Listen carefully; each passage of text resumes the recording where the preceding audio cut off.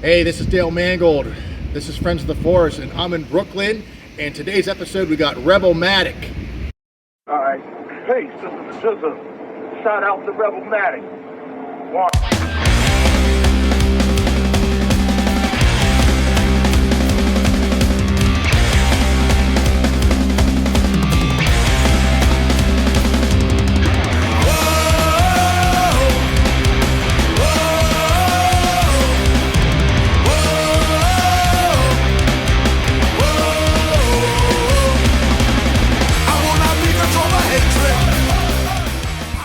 Hi, everybody. My name is Dale Mangold, and you are watching Friends of the Forest. Welcome to another episode of Friends of the Forest, where this week we are on location in Brooklyn, New York. Brooklyn, New York, the Big Apple. I'm very excited to be here. And I was able to line up an interview with Creature from Rebelmatic. Yes, so sit back and relax, and let's dive into this next episode. Get the first single, Peace, from Rebelmatic's upcoming album, Black Hole Eats the Tornado, on Say 10 Records. It's available for streaming and downloading everywhere, so get yours today. Welcome back. And before we bring Creature on, I just want to let everyone know, make sure that you subscribe, hit that subscribe button and the bell notification, and give a thumbs up and all that stuff, so you will know when each and every episode of Friends of the Forest airs. And if you want to be on the show, email us at Forrest Of FangHorn, PGH, at gmail.com, and we'll send you all the information that there is to be on our show. It's real easy. We do everything virtually, and if you happen to be in the Pittsburgh, Pennsylvania area, you can do your show and record your episode live in our Treebeard studio. So let us know about that as well. And just send us all that information. And if there's any bands or artists or entertainers that you would like us to have as a future guest, make sure you put their names in the comments below. All right, let's get into this episode. Let's go! Give me some action! Move the fuck around!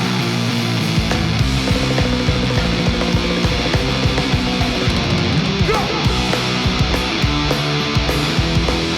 Joseph! I need to hear all of you! Joseph, get up! All right, welcome everybody to another episode of Friends of the Forest. My name is Dale Mangold, and this week we are in Brooklyn, New York, on location, and my very special guest is Creature from Rebelmatic. What's up, man? How you doing, Dale? Welcome. You and I met briefly back Last year, right? last year, and Cativos. yeah. It was my first time experiencing your music, What and you think about it? dude, Let me turn this into an interview. What you think about it? I'm an old rock and roller, okay? And as I grew up, like in bands, like everything from Kiss to Van Halen to the Clash, and Red Hot Chili Peppers, Classics. and then I'm a horn player, so I'm just like, oh, dude, I'm so glad that I'm here, and I'm so glad that our mutual friend Mario and Laurel Brescia, Absolutely great people. introduced me to your, it's like to you and your music, and I've been a fan since. So I appreciate it. I'm glad to be here. yeah. So let's just kick it off and give us a little background about yourself. My name is Creature from New York City, born and raised. I live in Brooklyn, from Queens, Corona, Queens. I'm in a band called Rebelmatic. We started about 15 years ago. I started doing music in like 1989. I was in a hardcore band first, then I started doing like solo hip hop stuff. Right. But we're like music, like my whole band were music people. Like Cool. I've been doing music more than like half my life. Yeah. So yeah, it's just what we do. Cool. I understand now you're getting ready to go on tour. Yeah, we're going on tour. Today's the 3rd. We're going on tour the 15th. Okay. York, Pennsylvania, Skid Row Garage, first date. So I don't know when this is coming out, but if you're in York, Pennsylvania, come through. Okay. Yeah, this is probably going to air probably in June sometime. So. Okay, forget about that. Okay. That'll be done. But we'll be coming back. Our last show's June 5th. Okay. So they might miss it, but still check out the videos and stuff. Sweet. And now there's like a few songs, like Blood and Gold, Insult to Injury, that are kind of like my favorites. It's like favorites. I've been talking about maybe it's like your mindset. Is like writing those songs. How did those songs come to be? A lot like Blood and Gold we had on an EP called Eat the Monster, and the label that we put out that record with, I don't want to say their names, doesn't even matter, but the producer of it, he was like, you know what, that song is a really great song, y'all should do it over. And I'm always kind of like, we did it already. He said, nah, I'm telling you could do it better. Y'all can like better production on it and spruce it up a little. So we did it. So that song is probably like that came out in 2020, 17, 6, 7, 8 years or something. A lot of our music comes organically from just jamming and working. Like I think that one was like Alcatraz, our guitarist, was just playing. I was like, yo, what's that? And he's like, some shit. And I was like, yo, just play. And I just started writing the lyrics right, and I just started hearing in my head, don't stop, get up. And I just wrote it, and we wrote it together, and that's how it worked. And is Insult to Injury the same way? Yeah, that's 10 minutes. And does that happen with like a lot of the stuff that you write? A lot of it. Does it come mainly from you or a collab? I bring ideas. I might beatbox a guitar part, a bass part. Carnage might come up with a whole song. A lot of the magic comes when we're all in the room together, and it's like sometimes it'll be this Alcatraz playing something. He won't even be playing the riff he's trying to play. He'll just be like, we'll be practicing. He'll play something, and I'm like, yo, what's that? He's like, no. That right there, start playing it. And it'll be like it's something that'll just flow out of him that he's not thinking of, but I'll hear it, and I'm like, that's the riff, and then we'll just start building on it, taking away, adding on. So a lot of our stuff, like both of those songs, Insult to Injury happened like that. Him looking for another part for another song, and I'm like, what is that? He's like, some stuff I'm play, and I wrote it. I wrote the lyrics in 10 minutes, and Blood and Gold was the same thing. I was like, it spoke.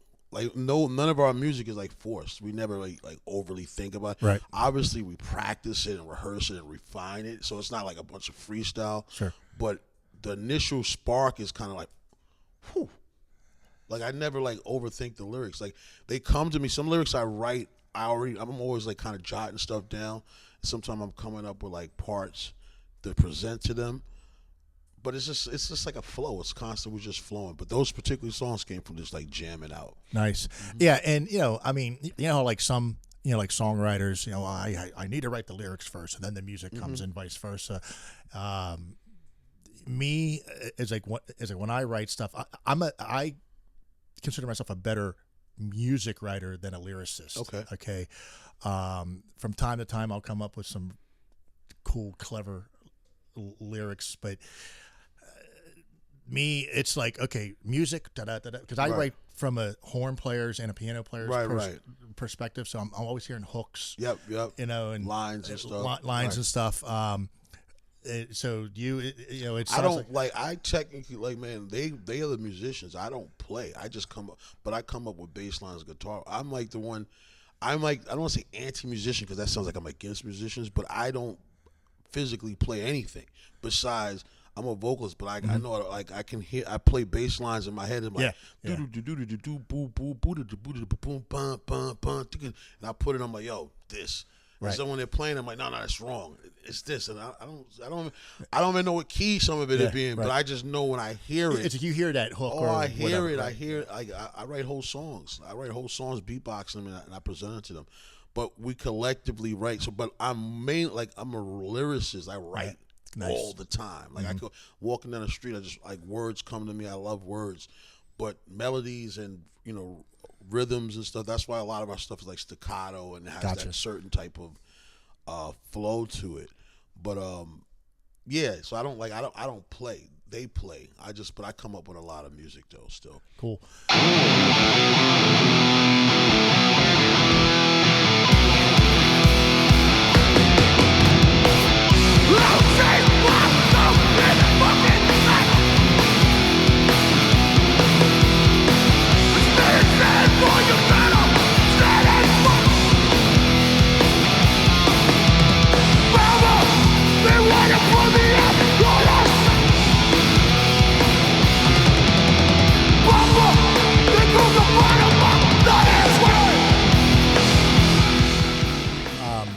Anything new coming out that we have?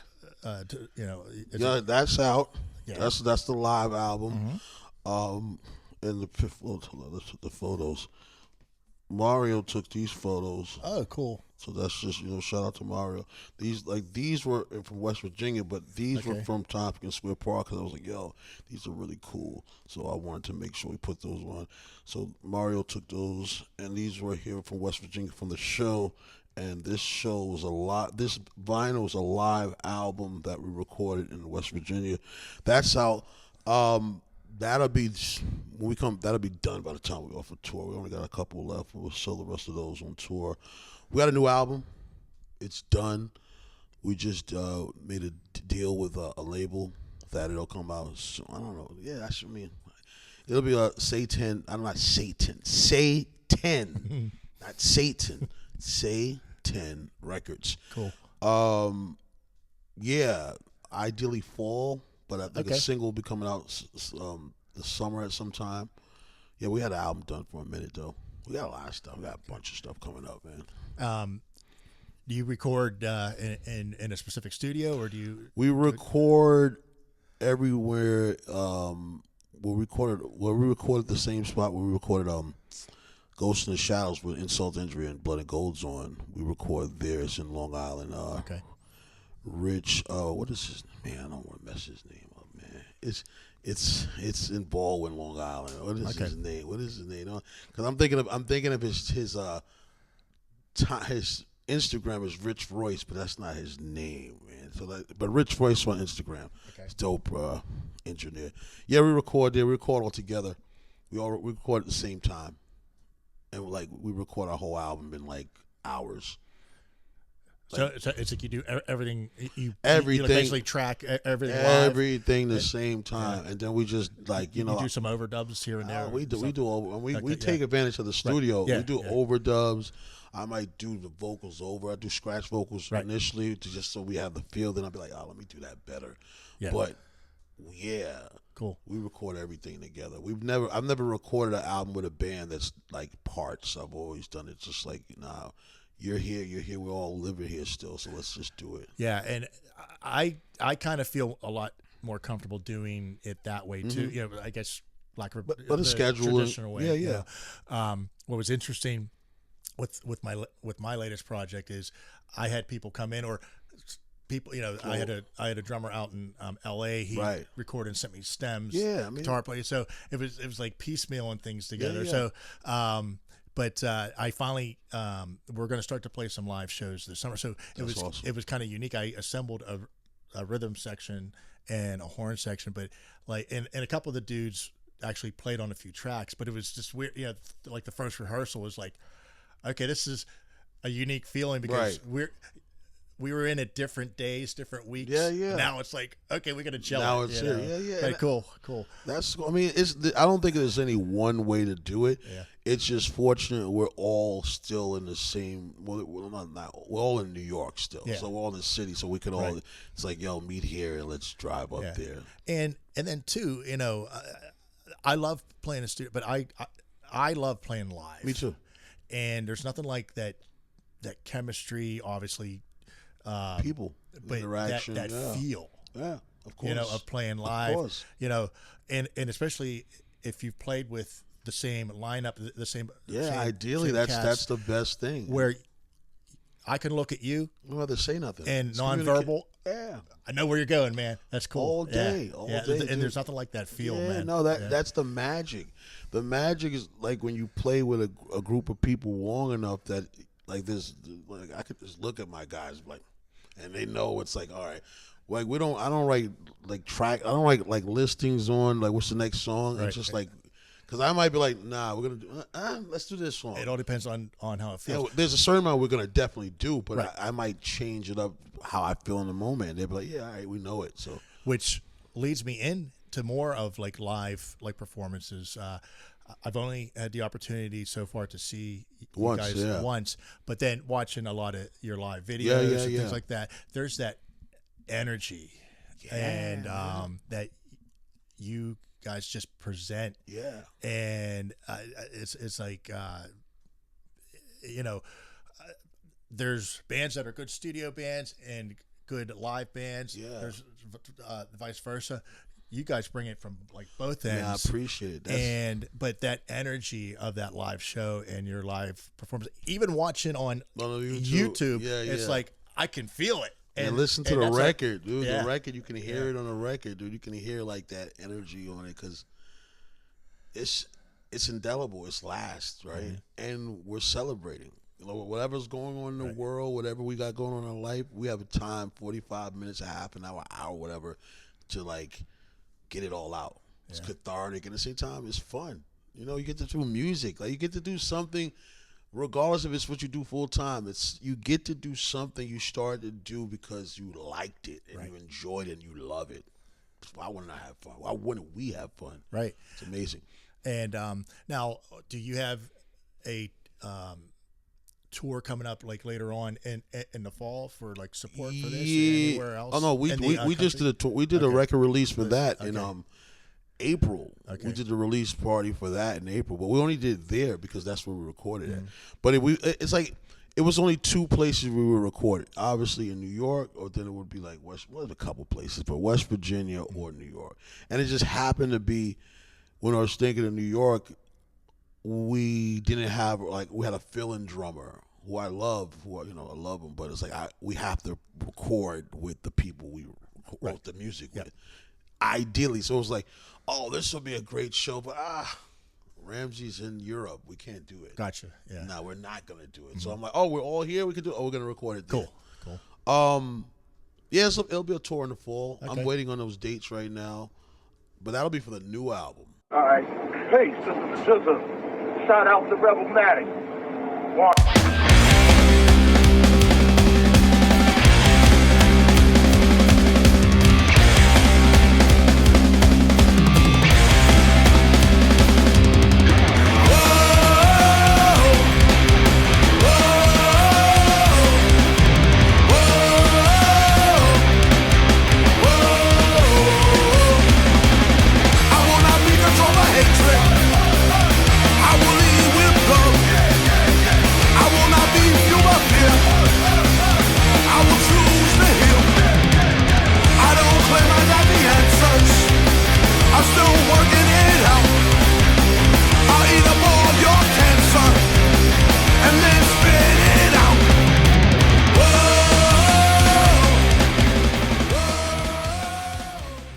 Where can people find Rebelmatic NYC, everything.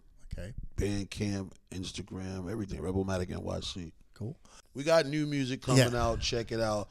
The best way to describe our music is James Brown and Mosh Pit. Hence James Brown Raiders joint. It's eclectic. It's hardcore punk with funk, hip hop, bunch of other stuff. Mm-hmm. That's why it hence James Brown and Mosh Pit. I met Mario and Laurel during the pandemic at a show we played in Tompkins, and they've been rocking with us since. That's what I want to talk about. See, I'm giving him. Look at this. I'm giving this guy. I'm giving him stuff right here. That's how I met them. That's how this connection happened. We met them about 4 years ago now, right? Yeah, 4 years ago. And during the pandemic, the Mario and I talked. He said, "Oh, I gotta show you these guys." Play. And he, it's like during it's a kid play right on the street. Yeah. Well, before they saw us at Tompkins first, and then from Tompkins we were like, oh, well, we're playing in Bush down a block from where we're at now, and they were like, oh, we live. Oh, yeah, we'll be there. And then we just kept seeing it, we became friends. They said, they probably, I don't know how many, I can't count how many shows they've been to. Mm-hmm. They've seen us out of state, obviously in Pittsburgh, but they've probably been to 30 something shows or more. You mentioned James Brown. Who were his birthday's today? Happy birthday, the Godfather of Yes. Soul. It's May 3rd. Yeah. How about your? Who are your influences musically? I mean, there's so many. Yeah. Honestly, that's kind of why I just came James Brown and Mosh Pit, because it's kind of like, you go, obviously, there's like hip hop, there's the Public Enemies, there's the Bad Brains. I mean, there's New York hardcore in general, like, you know, from the Sick of It All to the War Zones to breakdown to like Minor Threat, that's DC stuff, to, you know, Motown, to, you know, Mother Love Bone, to John Coltrane. We just like music, man. Yeah. Now, how about now? Is it your born and raised in Born Brooklyn? and raised. No, not in Brooklyn. No. Where? Born in Manhattan. Okay, gotcha. Raised in Queens. I live in Brooklyn. I lived in every borough besides Staten Island. Born in Mount Sinai Hospital. Born in Harlem. I'm from Corona, Queens. But I live in Brooklyn for the past, I don't know, for a minute. I've been in Brooklyn for a while. Almost 15 years. But yeah, I'm from New York. I'm obviously not as familiar with like the New York music scene. What was the scene like growing up? And you know, it's like, you know, different things. I mean, you know, you got the Ramones from New York, man. Come on, you got the Ramones from Queens too. Like, I don't want to be that Queens guy. Well, Queens, right. Queens, but the Ramones are from Queens. Run DMC's from Queens. Sick of It All from Queens. Yeah. Sick of It All went to the same high school as me. They're older than me, but they went to the same high school. Vibrant. It's vibrant. I mean, I think our music reflects New York from a certain era where you listen to, you know, you listen to hardcore punk, you listen to what they call new wave, you listen, you know, like whether it's Sisters of Mercy, whether it's Depeche Mode, whatever, The Cure, and then you listen to Eric B. and Rakim, and you listen to Public Enemy, and you listen to James Brown and P-Funk, and you listen to the Isleys, and then you listen to Johnny Cash because you like it. And then I grew up in a like area where it was, you know, black and Latino mainly, so, you know, I listen to bachata and merengue and salsa and stuff. So we're music people. So all of that's all in our DNA. Yeah. It's like a old school New York mixtape, where there's a lot of different things you might hear, and you're like, oh, we kind of accomplish it without trying too much. We just do what we like and what we enjoy. How about some of the newer up and coming acts? What's your some great music? Are you trying to ask me who or what? Should I give them in their props and lights now? Yeah, there's a lot of great bands in New York right now in hardcore. Well, just in general. Maafa, 1865. I like Incendiary Device a lot too. Lake Lanier, Winter Wolf.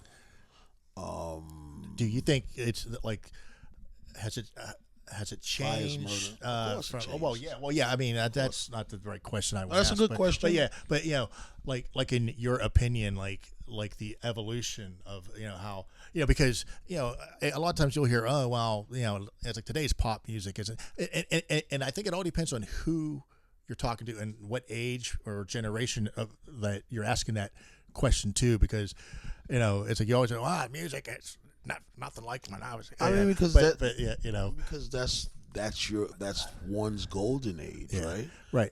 And I think as musicians, but if you ask a musician, or a songwriter, someone who's in the business, creative artist, you definitely get, I think, in my opinion, a more thorough, ideally legit answer and explanation. You know? Ideally, we're supposed to be more open-minded, right? Right. It's different. The climate is different. In a way, it's more inclusive. I mean, you have women, you have trans women, you have more people of color. You got a lot of things that are really cool about music right now, representation. And then it's just cool hearing classic stuff too. It's cool hearing like a little bit of everything. So different, yeah, but the same still way. It's like my day job. I work in a public school system, nice. And it's cool, and I'm very involved, with helping the young music students come up. And are you a music teacher? No, I'm a maintenance guy. Okay, but I get the high school kids involved in playing live shows and things like that, and get them on some of these larger like venues that like national acts come in and give them a different experience. Nice. Something that we experience, Yeah, full lights, sound production, same stage that a national artist come in and play. But just listening to some of that, they're it's like some of these kids may not be writers yet, right, but they're growing. They play cover stuff, and which is cool. But then some of them start say, hey, I want to play this song that I wrote for you, and it's and it's cool stuff because you can hear some of the old school influences, but then you have to be, in my opinion, we have to be open-minded, because that's how you grow, and that's how I know, just as a younger writer and creative person, that's I looked up to these, of course, people, so and. I cringe every time whenever someone says, "Oh, wow, I don't like today's music," and we're all entitled to our own opinion, but you got to be open minded to me because that's how you grow. Absolutely. Yeah. And our parents' music necessarily wasn't ours until you get older, right? Sometimes you didn't appreciate some of your parents' to until you got older, have a better understanding. The children, the youth are going to have their say. Let them have their say. We don't have to agree with everything. Right. We don't even have to like everything. Right. But you got to appreciate, hey, that's not coming. Some stuff I'm like, that's just not for me. Mm-hmm. But I dig a lot of the young people's stuff. The younger people, I'm like, that's fun, cool, wow, that's great. But some I'm like, that's not for me. Right. I just have to understand I'm not a teenager anymore. My teenage years, I was just a different. I still listen to some of the stuff from my teenage years, but I try to make sure I always find some new stuff to listen to, and even stuff from eras that when I was very involved with. Well, I'm still involved with music, but I'm like, I didn't catch that. I missed that because I was focusing on that. So, man, music doesn't stop. Right. People change, environments change, but people are always going to have something to say. Yeah. And I'm always interested in hearing it if it's cool. And I, it's like you can always learn off of someone else, and I don't care if they're 100 years old or if they're 19 years old. Absolutely. Man. I like collaborated with this young Western Pennsylvania hip hop kid. I call him a kid. He's like 21 years old, and I said, I'd like have this like cool funk jam going on. Mm-hmm. I have no idea what I want to write. He came in and heard it right away. He came in, boom, boom, boom, and it's like it's like he spits out these rhymes, and it's like, wow, you help me, and you have to. That's what it's all about too. You gotta. Sometimes we get to. It's like even to a certain level when you do music for a while, there's a certain mastery, right? You master certain things to a certain degree, right? But when I like to, you're a jazz guy, right? You play jazz as well, right? So there's people who practice 7-8 hours a day still. Sonny Rollins was like, he practiced 7-8 hours a day, and he was already considered a master. You're gonna always learn something new. Exactly. If you're open to it. If you're open to learning something new, there's there. And the youth are gonna be. If we live long enough, the youth become our teachers too. Yeah. We're the teachers, and then we become the students. We never stop being students, but look, long, short, I'm saying it, I guess in a more elaborate way, is that you keep your mind and heart open. There's always some cool stuff out there. Yeah. I watched a recent interview with Bernard Purdy. Oh, yeah. Okay. And he said, it's like during the pandemic, okay, what did he do?